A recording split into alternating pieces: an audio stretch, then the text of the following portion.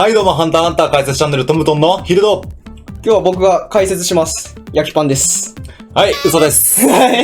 ということで、今回、暗黒大陸編解説ということで、よいしょー。来ましたよ。10月24日から、ハンターハンター連載再開されますけども、はい。それに向けて皆さん暗黒大陸読み直そうとしてるんじゃないですか？で、めんどくさくてやめてるんじゃないですか？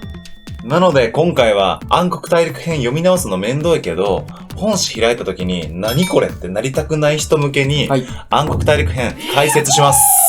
で、すごい詳しくっていうよりかは、ここ知っとけば12月24からの連載再開楽しめるよっていうところを中心的に話していこうかなと思います。で、話自体がね、結構難しいんで、読み直すよって方も読み直す前後にこの動画見てもらえたら、より理解度深まるんじゃないかなとか、結構楽しんで読めるんじゃないかなって思うんで、ぜひ見てってくれたら助かります。ただ、この動画の内容ですね、まだ発売してない37巻の内容も含みますんで、単行本派だよって方はここでブラウザバックすることをお勧めします。まず前提ですね、暗黒大陸が何か、そして王位継承戦が何かっていうところを解説していこうと思います。私たちが海だと思っていたものはすごくでかい大陸の湖だった。で、私たちが世界の全てだと思っていたものはその湖の中の出来事でした。その湖の先の大陸、そのことを暗黒大陸と呼びます。暗黒大陸には少量で多くの電力を生み出す石だったりとか、究極の長寿食など、人類に大きな恩恵をもたらすリターンというものがあります。しかしですね、同時に人類が太刀打ちできない厄災、リスクと呼ばれるものがあってですね、リターンを求めて人類が暗黒大陸に足を踏み入れるたびにですね、暗黒大陸から私たちの世界へリスクを持ち帰らされています。で、そのリスクっていうのが何かっていうのを説明していきます。このようなもので、今まで人類が暗黒大陸に足を踏み入れて持ち帰らされた5つの厄災、5大厄災というものがあるんですけども、それらの危険度は全てキメラアント編で出てきたキメラアントよりも上で、それだけで暗黒大陸に足を踏み入れることがどれだけ危険かということがわかると思います。はい。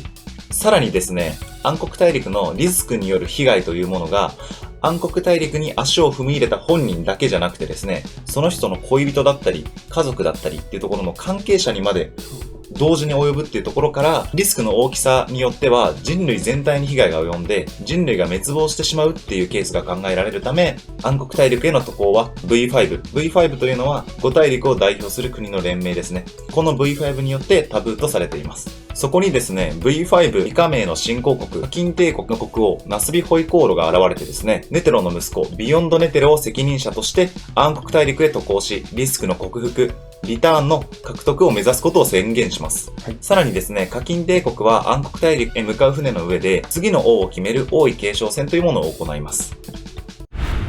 14人の王子のうち生き残った1人が華金の次期国王となる王子同士のバトルロワイヤルが王位継承戦です。はい。王子には一人一体の守護霊獣というものが付与され、霊獣は王子たちのオーラをもとに本人たちの意思と関係なく活動成長していきます。霊獣はですね、他の霊獣や王子を攻撃しないという隠されたルールがあって、王子にとっても王子殺しというものは大罪になってしまうため、現在基本的には王子の使節兵ですね、お抱えの兵隊がですね、他の王子の殺害を企てるっていうのが現在の流れになっています。で、ここからストーリーの流れを解説していきます。華金帝国による暗黒大陸の渡航宣言を見ていた十二神に2つの指令が入ります。1つ目が、ネテロ前会長からのビヨンドより先に暗黒大陸の攻略をせよ。2つ目が V5 からのビヨンドネテロをハントせよ。この2つの指令が入ってですね、ジン・パリストンが脱退し、レオリオ・クラピカが加入した新十二神も暗黒大陸の攻略に巻き込まれていくことになります。で、加入の流れなんですけども、レオリオは会長選挙時でのハンターたちからの心象が良く、ハンターたちの協力を得るためには十二神にレオリオにいてほしいというところがあって誘われています。レオリオ的にもですね、医者になるために、実績になるため、船の上での医療班チードルのサポートをしていくっていうことになります。次にクラピカです。クラピカはレオリオからの推薦で十二神に入ることになります。クラピカが十二神に入る目的としては、最後の日の目を所有している第4王子のツェリードニヒってやつがいるんですけども、そいつに船の上で接触したいっていうところで、十二神に入っていきます。ビヨンドはですね、ネテロから暗黒大陸への渡航を禁じられており、ネテロの生前は長い時間をかけて暗黒大陸への渡航の準備を進めていました。そしてビヨンドは暗黒大陸攻略のためのスペシャリスト集団を形成しており、その中には十二神を脱退したパリストンがナンバー2として在籍しています。さらにそこにですね、ジンが加入し、ジンはビヨンドの暗黒大陸攻略をサポートする。また、パリストンの謀略を阻止するためにビヨンド陣営に参加していきます。本来であれば V5 は暗黒大陸へは誰も行かせない、やむを得ない場合は制限と監視をつけて無茶をさせないというスタンスを取っているのですが、今回ビヨンド陣営の策略によって、これおそらくパリストンの仕業なんですけども、V5 は課金帝国を迎えて V6 となり、課金帝国の渡航を V5 が監視、バックアップしていくということになります。はい。で、さらにその監視バックアップ役にはハンター協会が選任されてですね、ハンター協会が課金帝国の暗黒大陸攻略を手伝わなければいけない状況になっていったわけです。こうした流れでですね、ビヨンドたちは暗黒大陸への渡航の許可を得ることができ、はい。また、協会を巻き込むことにも成功しました。はい。で、ビヨンド陣営が協会を巻き込むことの大きなメリットとしては、協会内に内通者っていうのを長い時間かけて準備してきていました。はい。それがパリストンとパリストンお抱えのハンター、強戦のハンターですね。それと十二神の左右、彼らのような内通者がいることによって、ビヨンドたちは暗黒大陸攻略を成功させやすくなっている。また、新たな内通者をですね、ハンター試験に送り込むんですけども、それはクラピカによって阻止されています。また、14人の王子のうち6人はですね、一般に王のボディーガードを募集します。そして、第4王子セリードニヒに近づきたいクラピカはですね、いずれかの王に取り入ろうと思ってですね、これに応募します。さらに自身が応募しない5人の王子については、それぞれ戦慄などのプロハンターに護衛についてもらうことになります。はい。彼らはですね、それぞれ王子を護衛しながら、セリードニヒの情報が入れば、クラピカにそれを共有していくっていうことになっています。そしてクラピカ自身は第14王子ワブル王子と、その母、オイト王妃の警護をしていくことになります。また、暗黒大陸への航路は、暗黒大陸付近の無人島を仮想暗黒大陸として、まずそこに向かい、そこで課金王国の王族だったり一般人すべてを下ろした後で、厳選メンバーだけで本当の暗黒大陸へ向かいます。今、暗黒大陸に向かってると思ってる皆さん、暗黒大陸向かってないです、まだ。そうですね。仮想暗黒大陸なんですよね。そして暗黒大陸のどこに向かっているかっていうところも、すでに作中では明かされていて、暗黒大陸の中でも、迷宮都市ですね。はい。リスクとしては、植物兵器ブリオンがいるところ。そしてリターンとしては万病に効く構想がある。そこに向かっているわけです。なので、ビヨンドたちハンター協会は植物兵器ブリオンを攻略して万病に効く構想を持って帰ろうとしてるっていうことですね。はい。この出港前のタイミングでヒソカ VS クロロの超ビッグマッチが行われるんですけども、死ぬほど難しくなかったですかね。はい、もう、結局、よくわかんないけど先進みましたけどね、もう。そうなんですよ。で、こっからの続き読んでいくにあたって、それでいいんですよ。はいはいはい。暗黒大陸編の続きを読む上で、戦闘内容はそんなに重要ではないので、ちょっとここは割愛します。会場の観客を巻き込むほど壮絶な戦いを繰り広げてですね、結果としてクロロが勝利して、ヒソカは死んでしまいます。しかしですね、ヒソカは自分の念能力、バンジーガムが死後強まる念であることにかけ、自身の心臓と肺を死後マッサージするように発動します。はい、そして自分が死んだ後、念が発動して自己蘇生することに成功します。はい、で、クロロに敗北したヒソカはですね、旅団に対しては戦う相手と場所を選ばないことにした。と宣言し、その後、シャルナークとクルトピを殺害します。そうですね。で、旅団は暗黒大陸へ向かうブラックホエール号の乗船を計画していたため、旅団を狙っているヒソカも同じように乗船してくるはず、と考えて、旅団全員でブラックホエール号へ乗船します。それに対してですね、ヒソカはこの後一切描かれていないため、ブラックホエール号に本当に乗船しているかも不明ですね。考察ではユーミに化けているんじゃないかとか、ボノレノフに化けているんじゃないかとか言われてますが、今後どのような形でヒソカが出てくるのかっていうところは見どころですね。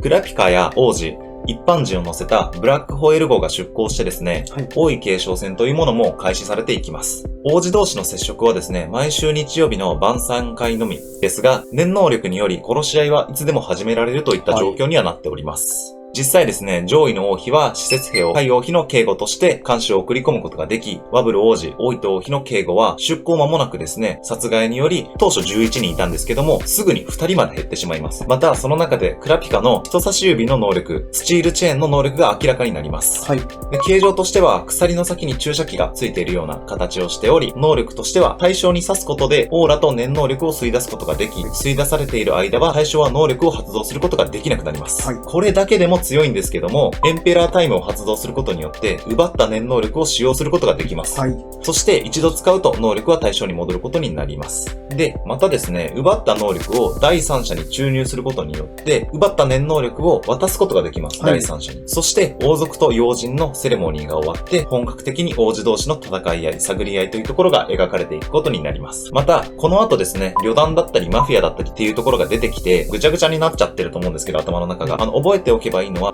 ブラックホエール号の階層構成っていうのがこのようになっていて、2層と3層っていうところの移動が基本できないようになってしまっているため、王位継承戦が第1層で行われていて、旅団とかマフィアの構想だったり十二神のわちゃわちゃっていうのが3から5層の中で行われているよ。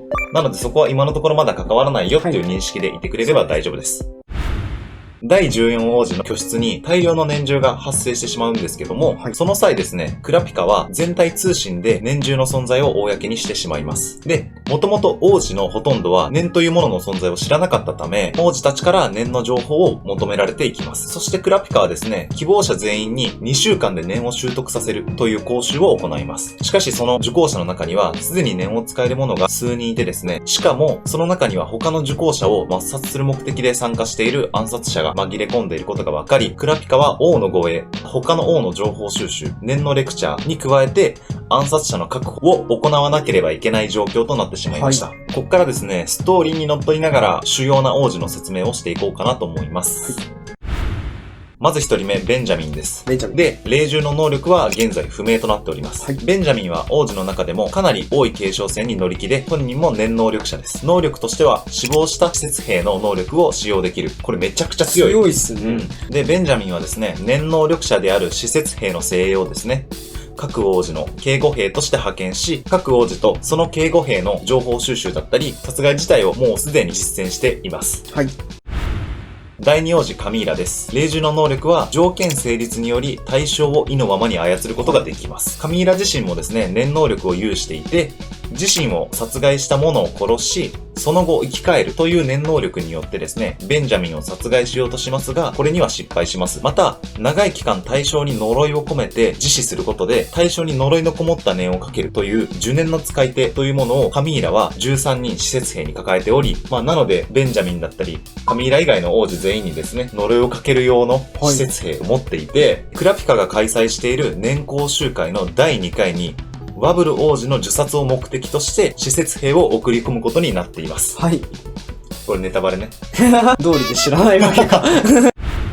第9王子ハンケンブルクです。霊獣の能力はハンケンブルクへの忠誠を誓う者たち、進化ですね。が、ハンケンブルクを含めて行動意志を統一した場合にですね、膨大なオーラを生み出すことができます。ハンケンブルクはですね、正義感が強く、王位継承戦の中断を国王にずっと求めていたんですけども、それを拒否されたことによって、国王自体の殺害というものを企てます。しかしですね、王位継承戦の制約によって殺害は失敗してしまいます。自身の守護霊獣により自分が死ぬこと、自死することも叶わないということを知りですね、腹をくくって王の座を狙っていきます。ここでですね、ハンケンブルクは念能力に覚醒します。で、この念能力がめちゃくちゃ強くて、進化のオーラを自分の鎧と矢にすることができます。放たれた矢は防御不可であり、的中した場合、進化の精神が対象に乗り移り、肉体を支配することができます。そして対象が死ぬことにより、乗り移った先の進化の精神は元の体に戻る。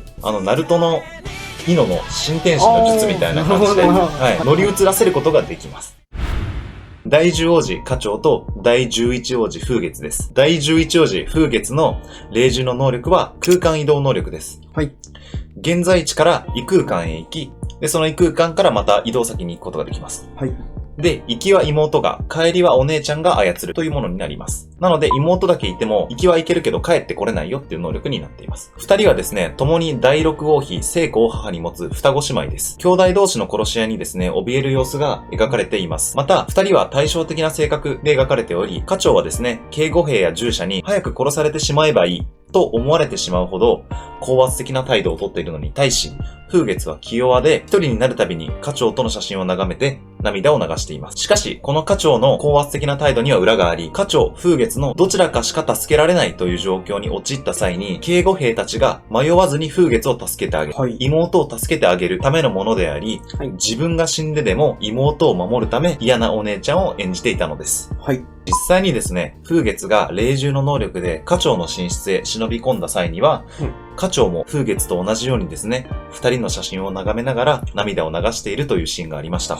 心音で家長の心情を把握できる旋律は、その家長の演技に気づいてですね、家長たちを助けるために尽力していきます。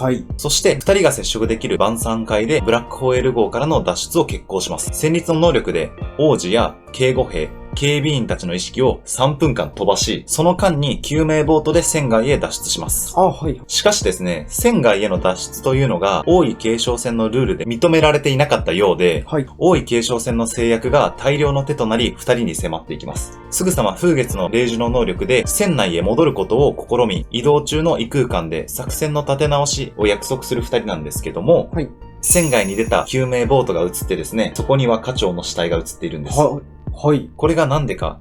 第10王子家長の霊獣の能力は、家長、風月のどちらかが死んだ場合、死んだ者の姿になり、残った一方が死ぬまでそばで守るというもの。ここも二人の性格が霊獣の能力にすごく反映されていて、妹の風月の能力は空間移動能力、二人でいないと意味がない能力、二人でずっと一緒にいたいという思いが反映されていて、お姉ちゃん、家長の能力にはですね、高圧的な態度をとっていた理由と同じように、自分が死んでもなお妹を守っていく。その意志がですね、霊獣にも反映されているっていうことになります。二度の脱出失敗により、監視の目っていうのが厳しくなって、しかも戦慄の能力もバレてしまっており、風月の年中の能力も移動系の能力で攻撃性がないということから、今後ですね、風月の生存は難しくなっていくんじゃないかなというところは予想されます。ついに来ました。ツェリードニヒです。最後の火の目を持っている第4王子、ツェリードニヒですが、ただの王子なわけないですよね。善と有望な若い女の子たちを生きたまま皮を剥いだりですね。拷問することが趣味という狂ったやつで、クズ野郎ですね。最後の火の目も生首ごと持っていることから、その残虐性がわかると思います。で、そのツェリードニヒの警護にテータという女性のキャラクターがいるんですけども、正義感の強いテータはですね、ツェリードニヒの残虐性に危機感を覚えて、念をこの人に習得させてはいけないという風に感じます。しかし、王位継承戦は念同士の戦いとなり、念の習得は不可避。また、殺意のこもった念攻撃で呼び起こされることで、より邪悪な念能力を発現させてしまう可能性があるため、テータはですね、自ら念を教えた方がいいと考えてですね、わざと効率の悪い修行をツェリードニヒにさせます。テータの指導のもとですね、効率の悪い修行を行っていくツェリードニヒなんですけども、その才能が凄まじくてですね、恐ろしいほどのペースで念を習得していき、念の習得によって具現化された念獣を見たテータはですね、絶を習得させて、絶状態のツェリードニヒを殺してしまおう。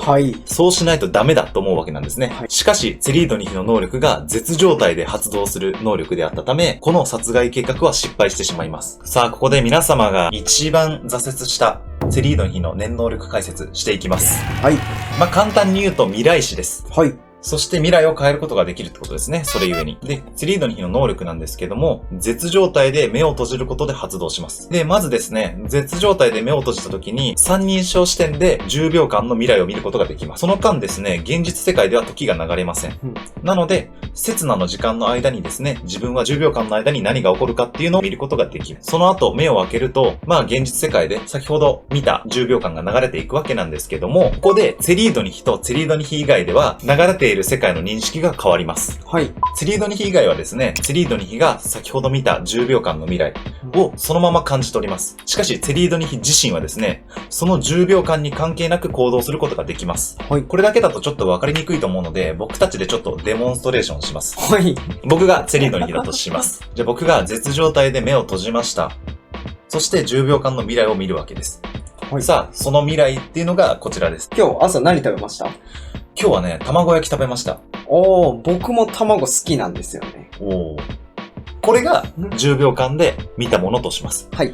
そして目を開けた瞬間に現実世界の時間が流れていくわけなんですけども、僕以外、なので焼きパンには先ほど見た10秒の映像、卵焼きが好きっていう映像を見るわけなんですけども、それに関係なく僕は行動できるわけです。これを実際やっていきます。はい。今日朝何食べました？カレーパン。僕も卵好きなんですよね。こういうことなんですよ。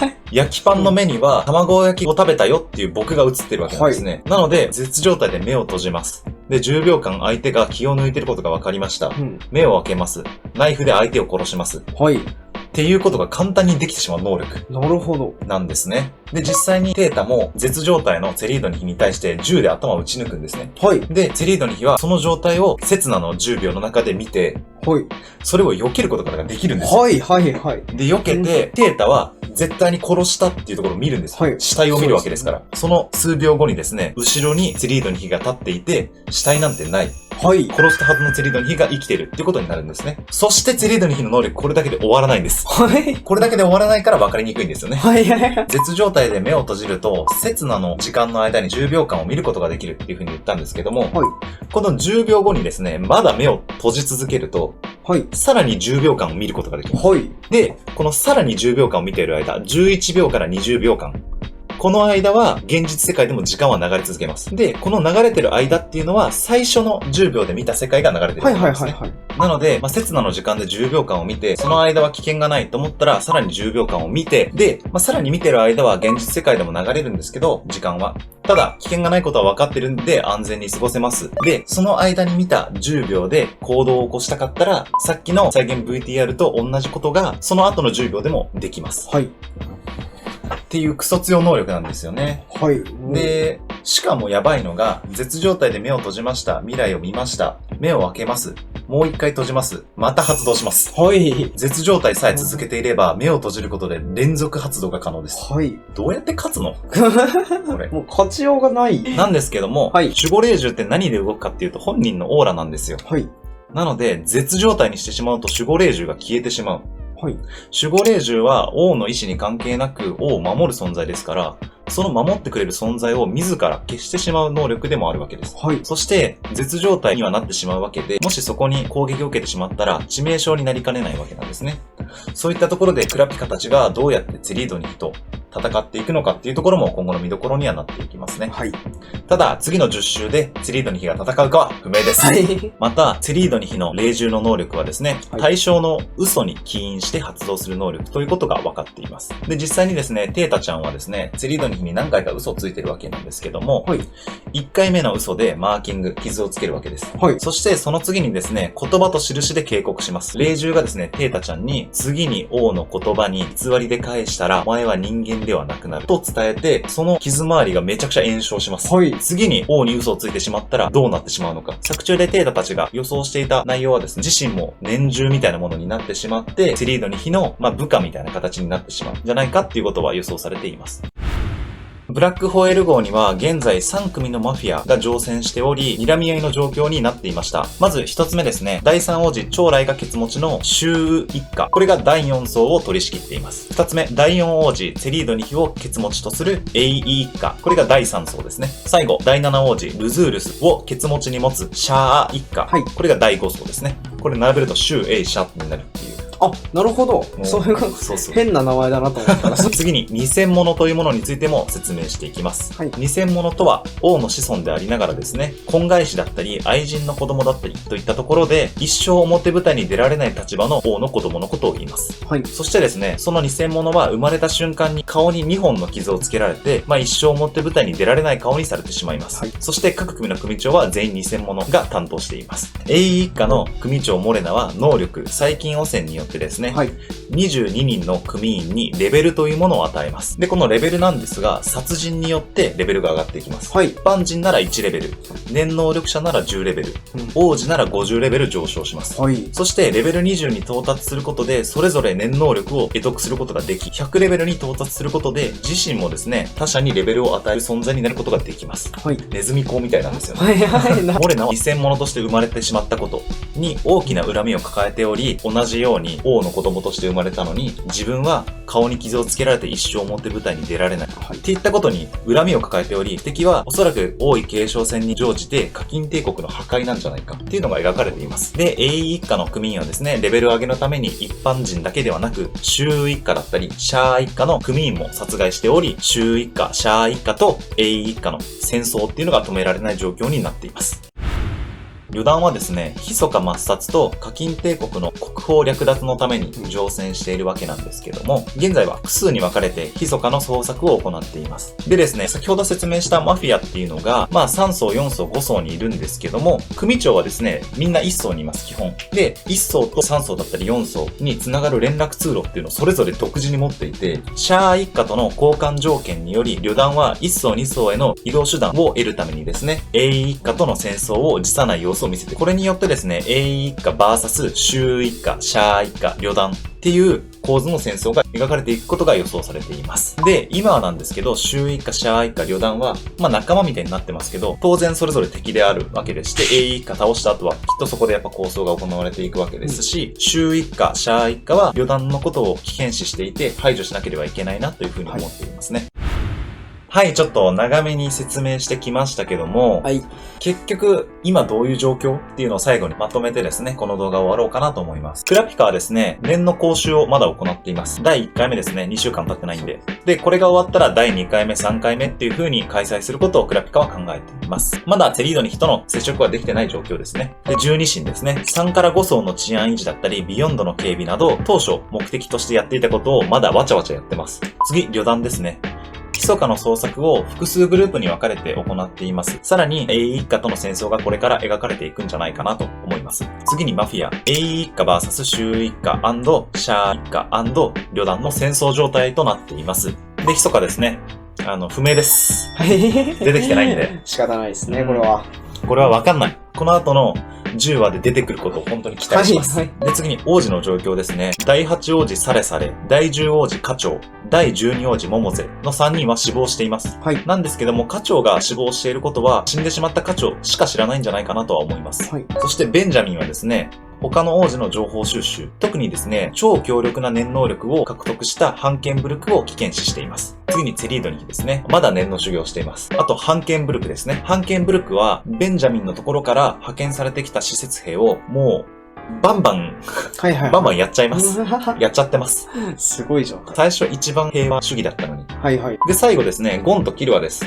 はい。出てきません、おそらく。ゴンはまだ念が使えない状態です。で、キルアはまだあるかとデートしてますね。はい。っていうのが今の暗黒大陸編王位継承戦の状況かなと思います。なので、この今画面に出てる状況をですね、全部できてるかわかんないんですけど、この画面に出てる状況をちょっと見てもらって、今こういう状況なんだなっていうのだけ把握してもらって、連載再開読んでいったらいいかなと思ってます。3年10ヶ月空いてますんで、はい。多少やっぱ紹介っていうのは書いてくれると思うんで、そうっすよね。念能力とかも書いてくれると思うんで、そこはいいかなと思ってます。はい。さあ、ということで、はい、暗黒大陸編説明していったわけなんですけども、はい、おそらくですね、10月24日からの10話分は、マフィアの構想とクラピカによる念の講習っていうところが中心として描かれていくんではないかなと思います。はい、なのでですね、皆さんマフィア関係の話興味ないかもしれないんですけど、はい、マフィアのところちょっと中心に読んでいったらうまく入れるんじゃないかなとは思います。第2問。じゃん。わかりますよ。ちょっと余計わかんなくなったな。いや、信じな。いや、ドカーン。ドカーンなわけないだろ。サムネ撮っとくか。素材探すのめんどくさいし。何それ？お前のサムネの。毎回同じ。